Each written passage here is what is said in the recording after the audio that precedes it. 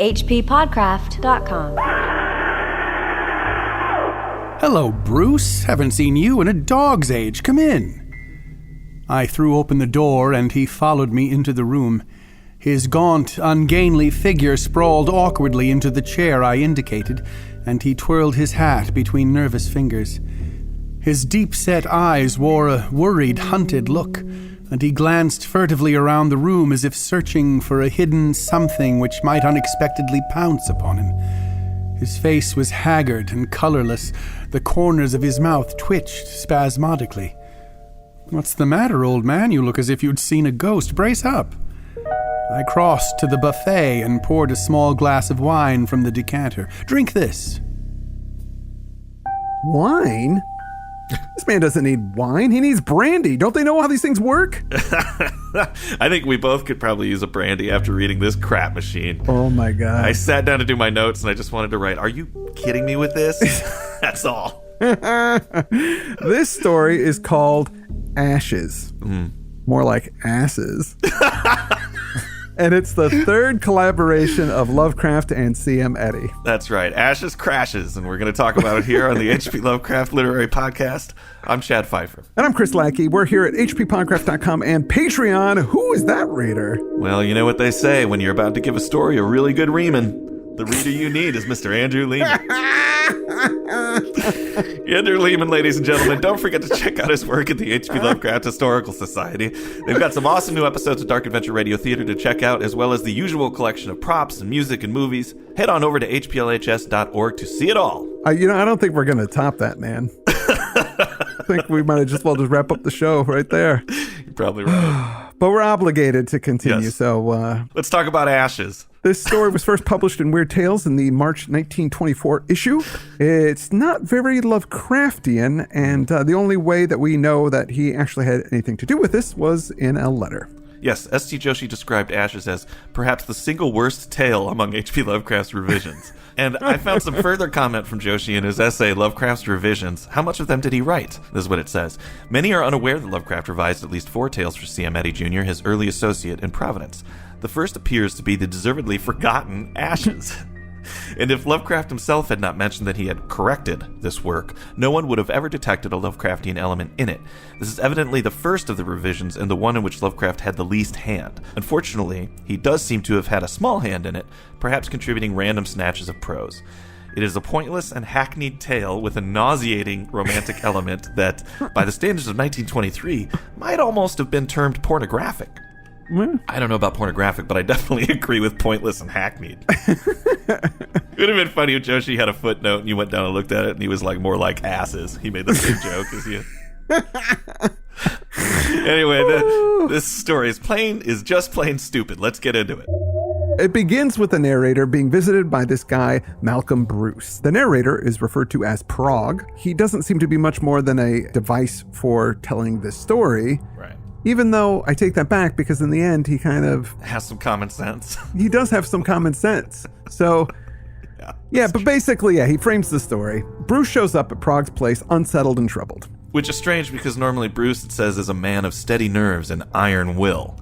Maybe Lovecraft donated that phrase. Oh. They, of course, have some drinks and smoke some cigars.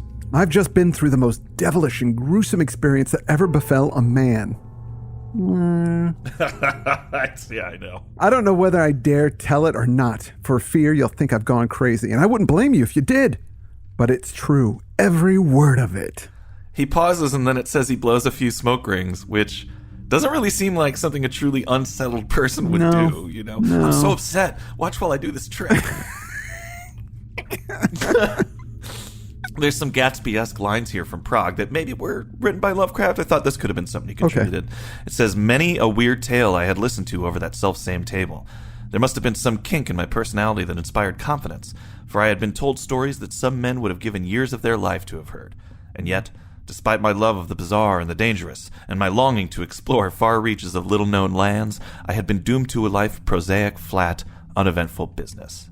You know, love of the bizarre and dangerous. It's got a little picture in the house kind of vibe to it, maybe. But doomed to a life prosaic, flat, and uneventful. So yeah. He's just got some lame job, even though he would prefer to be a adventuring and loving up on the bizarre and the dangerous. Yeah. Anyway, after Bruce blows some dramatic smoke rings and does some dramatic yo-yo tricks, he doesn't do yo-yo tricks. He decides to finally get into his story of what has just happened. So Bruce tells Prague that he got a job with a professor, Van Allister. Van Allister was a former college professor that they both had while they were in school together. He took this job about 4 months ago. So Van Allister was working on some private projects and he needed an assistant, and that's where Bruce comes in. And they know that Van Allister had resigned as professor of chemistry at the college, so he could have more time for his experiments, although those are unknown, what it actually is he's working on. And Bruce, he says, I dabbled in chemistry in college, as you know, so it was a good fit. Van Allister already had a secretary doing some work for him, a Miss Marjorie Purdy. Now, she's very lovely and smart, and Bruce quickly falls for her. She's as good-looking as she was efficient. She had been helping Van Allister a bit in his laboratory, and I soon discovered she took a genuine interest in puttering around, making experiments of her own. So she's beautiful and does science. Yeah, that's pretty cool, though. Pretty cool. You don't have a lot of women doing science in these stories. Yeah. It's not too condescending either. She's just real good at it. They develop a relationship. It says, I began to depend on her to help me in difficult experiments when the professor was busy. I never could seem to stump her. That girl took to chemistry as a duck takes to water. That's her deal. She's good at it. Pretty good. So obviously this doesn't seem like a Lovecraft story because we've got no. a woman in it and Right. a very competent woman That's in it. right. So 2 months after starting to work there, Professor Van Allister builds a partition to separate part of the lab. And there he works by himself, thereby giving Bruce and Purdy more time alone. Right. With this romantic angle, again, we know Lovecraft has little to do with this story. And that's too bad, because he might have been more creative with the name Miss Purdy. It's a little on the nose. She's very purdy. But Van Allister, he's obviously up to some mad science. It says, he told us that he was about to enter upon a series of experiments which, if successful, would bring him everlasting fame. He flatly refused to make us his confidants in any way, shape, or manner. Okay, that's exciting. It's a mad scientist thing. You don't know what he could be working on. It could be an invisibility potion, a giant laser, maybe a gorilla that can drive or can actually transform into a car. Could be any of those things. This story is pure potential at this point. And the romantic relationship grows. Bruce says, I felt a growing admiration for the trim young woman who seemed perfectly content to fuss around smelly bottles and sticky messes. Which I believe he's talking about working in the lab. I hope. But it would be funny if he were like, and that's just my car. Whoa, hey. I'm still stuck on this gorilla that can turn into a car thing, which is a terrible idea because then the car would just keep driving to banana stands and stuff. It wouldn't get you anywhere that you needed to go. Unless, of course, you wanted to buy bananas. And then That's true. That's the one job it would be good for. Yes, and it'll revolutionize banana shopping. So I will have everlasting fame. So now we move to just 2 days before Bruce's visit with Prague. Van Allister invites Bruce and Purdy into a secret lab and shows them what he has been working on. He's got a small bottle of colorless liquid that he shows them, and he says, I have here what will rank as the greatest chemical discovery ever known. I'm going to prove its efficacy right before your eyes. Van Allister puts a rabbit into a glass box and then a lid on that glass box. He puts a funnel into a hole in the top of the box, and then the evil magic happens. He uncorked the bottle and poised it above the rabbit's prison. Now to prove whether my weeks of effort have resulted in success or failure. Slowly, methodically, he emptied the contents of the bottle into the funnel, and we watched it trickle into the compartment with the frightened animal. Miss Purdy uttered a suppressed cry, and I rubbed my eyes to make sure that they had not deceived me. For in the case where but a moment before there had been a live, terrified rabbit, there was now nothing but a pile of soft, white ashes. Ah! Van Allister has created a formula that turns animals, presumably people, to ash. Which seems like kind of a weird thing to be striving for, but he clarifies exactly what this thing can do. It will instantaneously reduce to a fine ash anything which it comes into contact, except glass. Just think what that means. An army equipped with glass bombs filled with my compound could annihilate the world. Wood, metal, stone, brick, everything swept away before them, leaving no more trace than the rabbit I have just experimented upon. Just a pile of soft, white ashes. I expected Bruce to raise his hand. Professor, you've heard of fire, right? Somebody's told you about fire? Because what you're describing is that's what fire does. It's so dumb. It is. It's really dumb. And he says that it will instantaneously reduce to a fine ash anything with which it comes to contact. Wood, metal, stone, brick. So why experiment on somebody? If you're going to experiment on a living creature, presumably that's because the creature, you want to see if they'll still live through whatever it is that you're doing. Yeah. Mm-hmm. But if you know it eradicates wood, metal, stone, I don't think you even need to do the experiment on a living creature. You can be pretty sure what's going to happen. I got a lot of questions about how this thing works too, because it's like if it touches one part of you and then it spreads to all of you, if it touches my hand, will it turn my clothes to ash? And right. Where does will it turn stop? all? Yeah, where does it stop? How does it know when the effect ends? That's a good point. And also, what happens to all the liquid? Where does it go? I don't know. I thought maybe it could reduce people to ash and then bring them back at this point, kind of like Charles Dexter Ward. Yes. The thought crossed my mind as well. Which would be helpful. Like if you were traveling, you could turn yourself to ash, mail the jar somewhere, they bring you back on the other end. Cheap, efficient. There are practical applications for that. That was the plot in the Batman movie from the 1968 Batman movie. Remember, the bad guys had all the world leaders, and then they turned them to dust, and then they took the dust, and then they were... Do you remember that? No, that's awesome. Yeah, this was a plot that was later used for the Batman movie. Wow, I love that movie. I just haven't seen it since I was little. But they also are able to reconstitute. Much more clever than what's going on here, because this formula just turns things to ash. Yeah, which you can do with fire already. It seems to do it more efficiently than fire.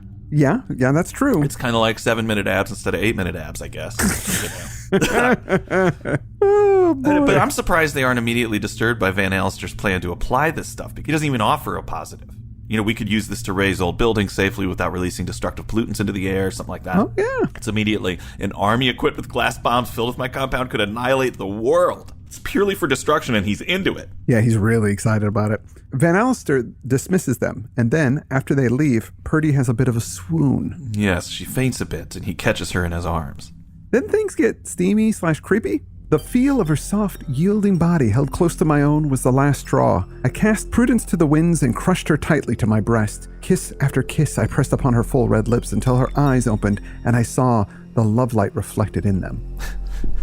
So, I'm not sure you should... No, I'm not going to say I'm not sure. I'm definitely sure that you should not kiss somebody while they're swooning. No.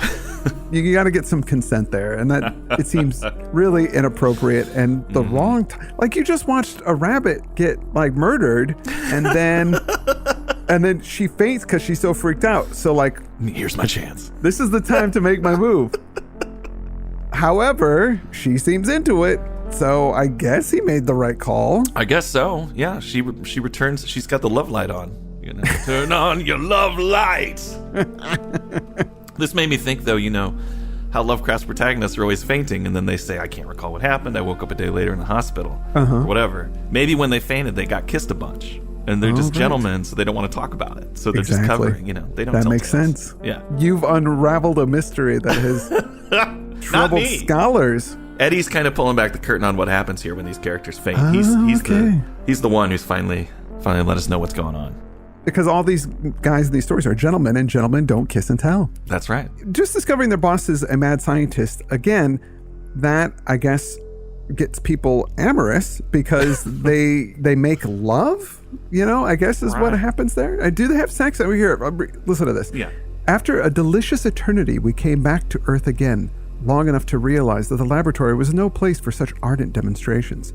At any moment, Van Alstyre might come out of his retreat, and if he should discover our lovemaking in his present state of mind, we dared not think of what might happen. When they say lovemaking, that means, in the 1920s, that just meant making out. Yeah, that's what I thought. I don't think that they were... Because they say in his present state of mind. So if he was in a good mood and he caught them having sex, would he be cool with that? So obviously he's not having sex. They're just kissing. He would. He'd be like, finally. Or maybe he's into that. I don't know. I'm not gonna kink shame him if that's his thing. I set this up for a reason. I don't think. Yeah, it says there was no place for such ardent demonstrations. I think they're just kissing all. Yeah, they're just kissing. Well, because Joshi did say that it was a slightly on the pornographic side, so I thought maybe. No, it gets a little steamier in a bit here. Yeah. They go back to work, and Bruce tells Prague how he is just in heaven about Miss Purdy. After work that night, we gave over to the joys of our newfound happiness. Prague, I shall remember that night as long as I live. The happiest moment I have ever known was when Marjorie Purdy promised to become my wife. Yeah, so I think they got down to it. Yeah. After work. Yeah. And they're moving pretty fast. A kiss at lunch, engagement for dinner. So now we move to the next day before this conversation with Prague. He and Purdy work side by side in the morning, totally excited about all the sex they had and were going to have. It says, then followed another night of lovemaking. Marjorie returned my devotion 100-fold. She gave herself unreservedly into my keeping. Maybe that's the pornographic element. Oh, right, sure. Yeah. The next day, which is today, the day he's telling the story to Prague, yes, he has to split from the lab around noon to get something from the drugstore, and when he gets back, Marjorie is gone. Yes, her hat and coat are gone as well, and the professor is locked away in his lab. None of the servants have seen her, so now we know that there are servants, because I didn't know there were any servants until this point. So Bruce is freaking out. Evening came and still no sign of my dear little girl. You can't imagine how I suffered. From the heights of sublime love, I mentally plunged to the darkest depths of despair.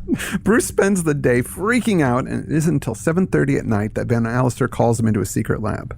He says I was in no mood for experiments, but while I was under his roof, he was my master, and it was for me to obey. So when he enters, Bruce notices a coffin-sized glass box with liquid in it. That clear liquid, that's probably the ashy stuff.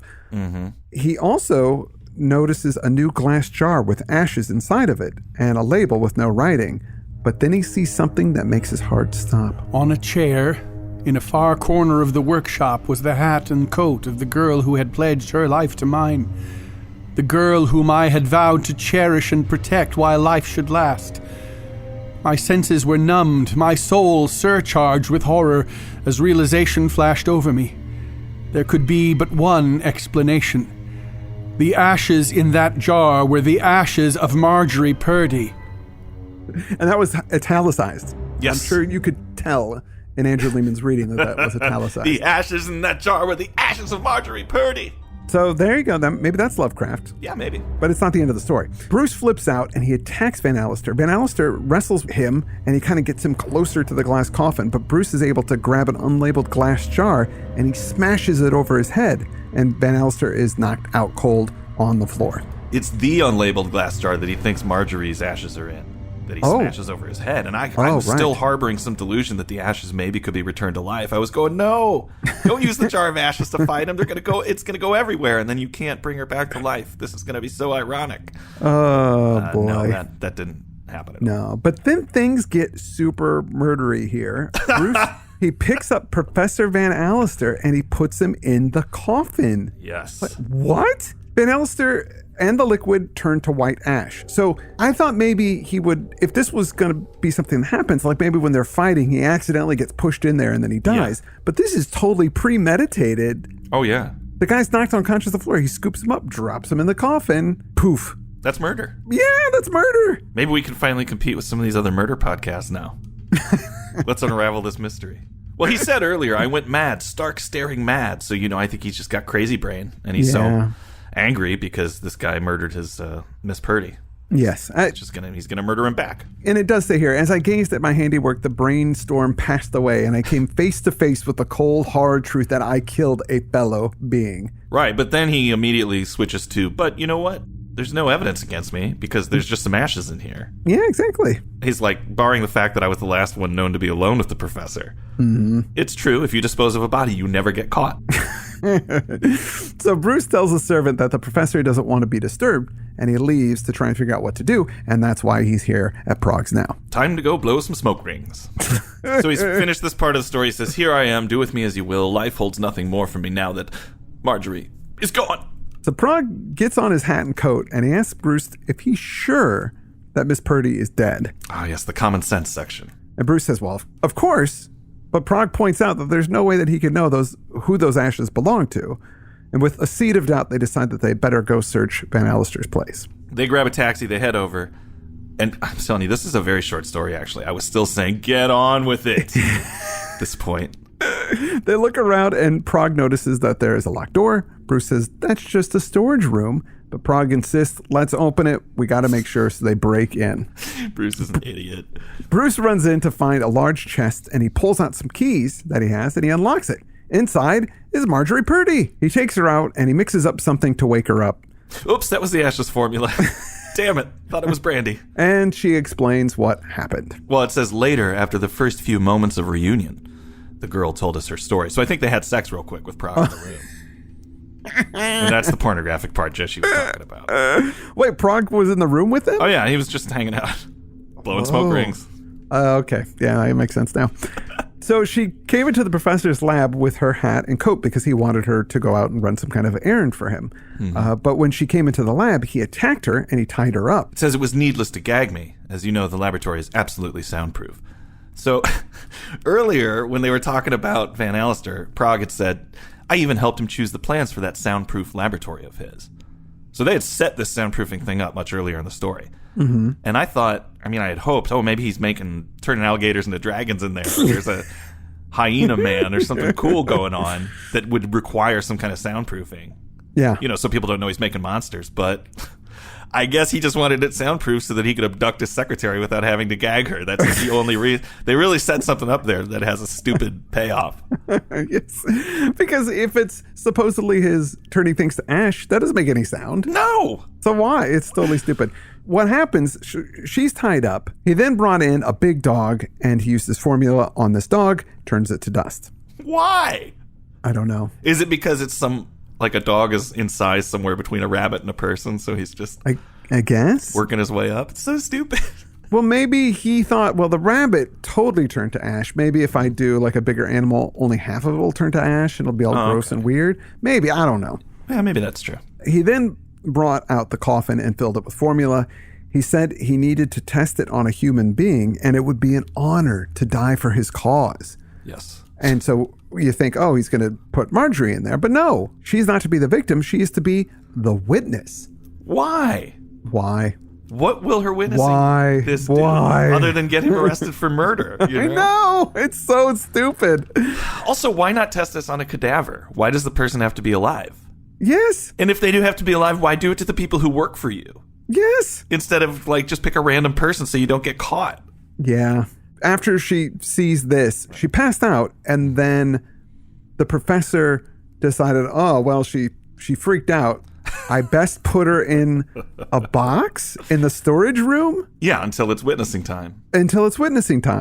I guess it was so that Bruce wouldn't suspect anything when he showed up eventually. So he could abduct him, But then how was she going to witness? Aside from that, even if she's in the chest, if she wakes up, she could just kick and scream and Bruce would know she was there because being in a soundproof room doesn't mean you can't hear the sounds in the room, right? Well, also, she wasn't stored in the soundproof room. She was stored in a storage room, which wasn't part of the secret lab. She stayed fainted all through Bruce's murdering of the professor as well. Yeah. So she was just quietly in there passed out.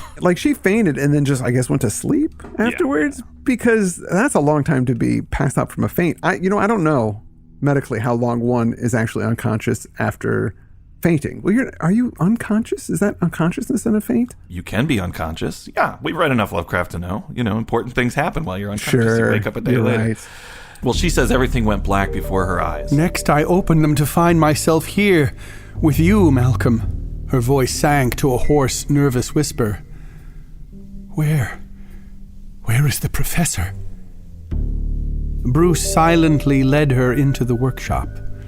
She shivered as the coffin of glass came within her range of vision. Still silently, he crossed directly to the casket and, taking up a handful of the soft white ashes, let them sift slowly through his fingers. And this is what I'm going to do to you if you back out of our marriage. It's so creepy. You got a long future of stinky bottles and sticky messes, Mrs. Bruce. That's the end of the story. That's the end of the story. That's like a threat or something at the end. It is. It's weird. It's so weird and nonsensical, and none of it makes any sense. Why are these people doing the things that they're doing? It's terrible. I kind of liked The Love Dead. Obviously, I thought there was some good writing in there, and it was kind of scary. The Ghost Eater was dumb, but it was kind of fun. This story is ludicrous. Yeah. It feels really juvenile, actually. It's nutty. And yeah, Lovecraft couldn't have had much to do with it. Yeah, I guess it was his first one, and he was probably, because Eddy was a published author, he was like, well, this guy knows what he's doing, so I better not. Well, he must have had something to do with it, because this story, along with The Ghost Eater, was rejected by Weird Tales initially. Yes. And then Lovecraft did some quote-unquote corrections. And then Somebody's just been proofreading. Could be, yeah. It's tough, and I could see why this is kind of one of those forgotten stories. I wish I could forget it. I don't know. It was a fun read, at least, because it was just so ludicrous. Why is anybody doing what they're doing right now? Yes, yeah. It does move at a good clip. I wasn't ever bored reading this thing. It was always like, what? Huh? Why is that happening? The issue is that there's nothing really special about this process that turns people to ashes. No. The net result is just that it kills them. Yeah, there's no like cool sci-fi application of this idea. Yeah. You know, the kind of fun and games part of it where you're like, Right. okay, we've got this cool concept. Now let's explore how this would be used and what would happen. Every other mad scientist story we read, it's like, I'm going to change myself into a different person, or I'm going to turn invisible. I'm going to make these alligators healthier, and they're going to turn into dragons. You know, there's some kind of... Yeah. Yeah, put a human brain in a lizard or whatever. You know, it's always like there's some kind of something odd and crazy to it. And this one, it's like I've discovered a knife, and if I stick it in this rabbit, it dies. It doesn't make any... It's not like there's a part where he robs a bank with it. You know, that might be fun. Oh, where right. he takes it and drops, like, he's got a little glass eyedropper and he drops it on the wall, and then the wall turns to ash, and then he goes in. You know, like... Yeah, he puts it in a super soaker, and the cops are chasing him across a bridge, and he, like, turns part of the bridge to ashes or something. Like, now you're talking. Doing fun, cool things with this, being able to turn anything to ash that this stuff touches. So Yeah. that would be a cool bit to the story, but no. The only things he ever does with it is... He murders a rabbit and a dog. And then dies he gets in it. murdered by it. Yeah. Like you said, these same things could have been done with a knife. Or acid, like it's a big thing of glass. Acid works the same way, except it's, a sludge and it takes a lot longer. It's not instantaneous. So it's fast acting acid, basically, I guess, Right. is what it is. And that's not that particularly interesting. So Yeah, it's just like a super weapon. it's a super weapon, sure. Well, Speaking of super, we had a real super reader today. boy, did we. Andrew Lehman rocking it out. As always, go over to the H.P. Lovecraft Historical Society and see what they've got on offer over there. Lots of Dark Adventure Radio Theater episodes that are pretty amazing. Come with lots of cool props. They got the movies, they got the merchandise, the T-shirts, So much they got everything. great stuff. Yeah, you got to go over there. If you haven't been there before, get your ass over there right now. Buy some stuff. I also want to thank some of our beautiful, wonderful patrons. Let's do that. I'd like to thank Jacqueline Curtis. I'd like to thank Matthew Bizzle. I'd like to thank William Gross. I'd like to thank Charles Strickland. Hey, Tim. Thanks. Noah Sudret, thank you so much. I'd like to thank Mike Vogst. I'd like to thank Daniel Onions. Andrew Buchanan. Thank you. Thank you, Niels. And lastly, I'd like to thank Ben Janot. You guys are all amazing, and I really feel like we introduced you to some good literature today. We're doing a public service here. This is a story you really should read yourself. Yeah, Don't just take our word for it. this is one you should definitely read. This one is available in the Love, Dead, and Other Revisions, which is a collection of H.P. Lovecraft's revisions, and it's got other stuff like Medusa's Coil, another Winner. gem, The Tree on the Hill, Horror at Martin's Beach, Yeah. The Disinterment, The Night Ocean, which is actually a really good story, Yeah, I like Martin's Beach, too. There's some good ones in there. and a few others. Yeah, there's a couple of other good collaborations, so if you don't have those, some of those aren't available online. None of the CM Eddy stuff is, so if you want it, got to get it in print. Next week, we're going to do the last CM Eddy / Lovecraft story. Actually, the last Lovecraft story we'll ever do, probably. Yeah. Deaf, Dumb, and Blind. That's all we got for this week. Thanks so much for tuning in. I'm Chad Pfeiffer And I'm Chris Lackey, and you've been listening to the H.P. Lovecraft Literary Podcast. at hppodcraft.com. hppodcraft.com.